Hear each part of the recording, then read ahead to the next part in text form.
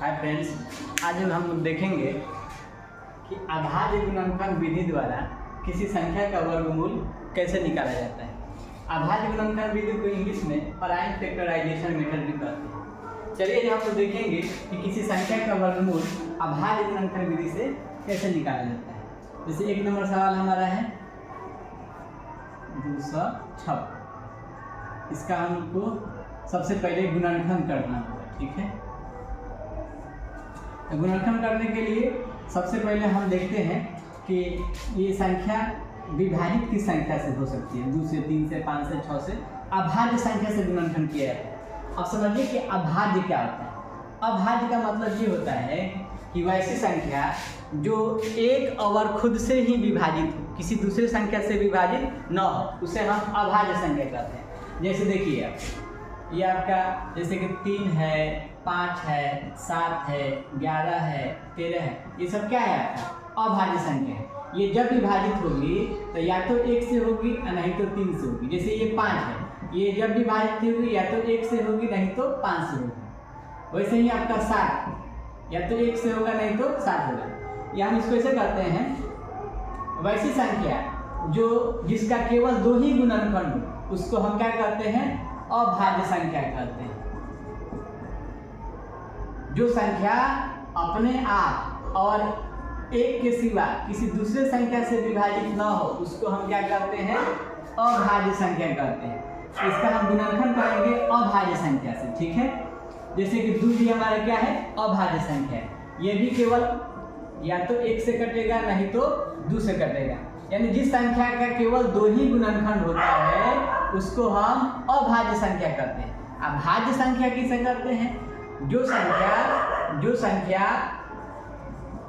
एक यानी जो संख्या अपने आप और एक को छोड़ के किसी और संख्या से विभाजित हो जाए उसको भाज्य संख्या कहते हैं। जैसे 4 1 से विभाजित होगा, 2 से होगा और 4 से भी होगा।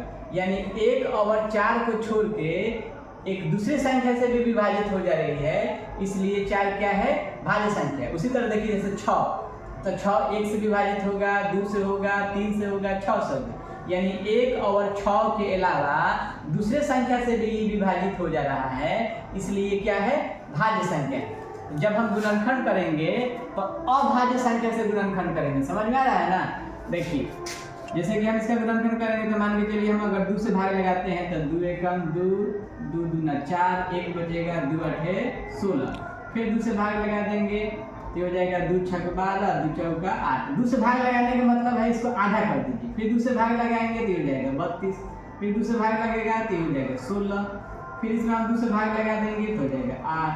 फिर अगर इसमें 2 से भाग लगा देंगे तो हो जाएगा 4। फिर 2 से भाग लगा देंगे तो हो जाएगी यहाँ पे 2।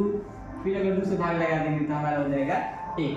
अब हम क्या करेंगे, यहाँ 256 लिख देंगे और 256 का जो गुणनखंड आया है उसको लिख देंगे हम यहाँ 1 2 3 4 5 6 7 8।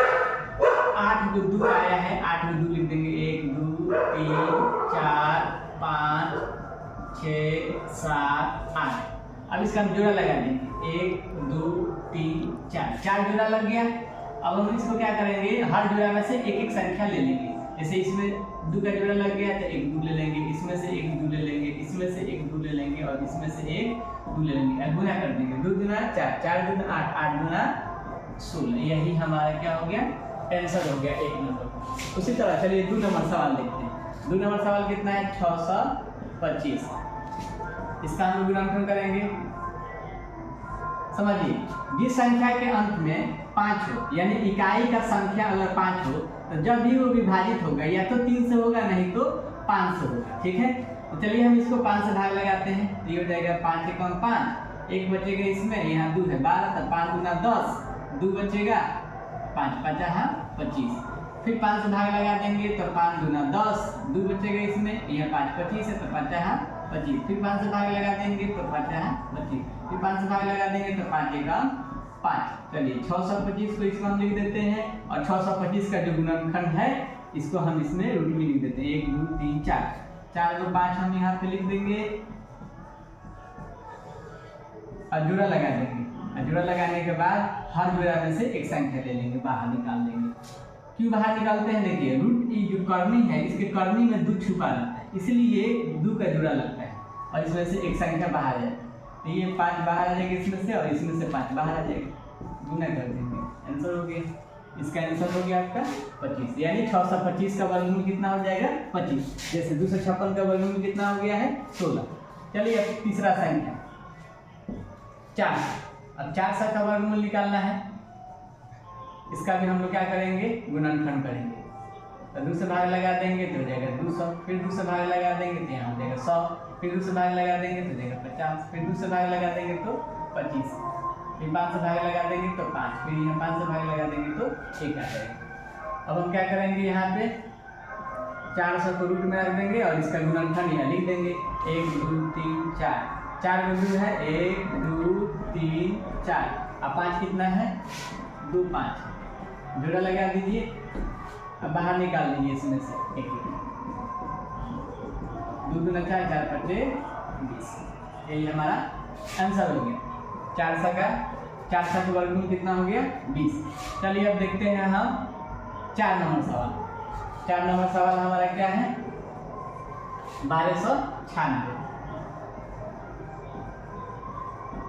हम क्या करेंगे? 1296 का वर्गमूल निकालेंगे।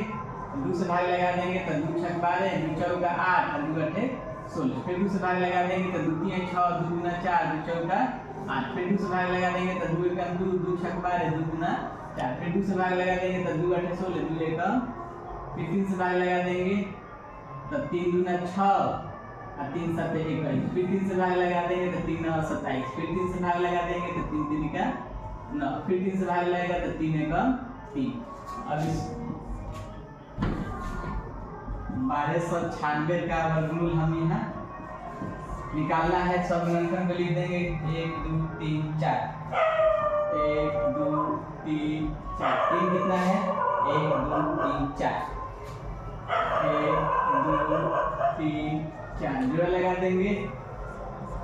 अब बाहर निकाल देंगे, इसमें से 1 2 आ जाएगा, एक इसमें से 2 आ जाएगा, एक इस 2 में से 3 3 आ जाएगा बाहर, 2 दूना 4, 4 3 12 बाती हैं 36।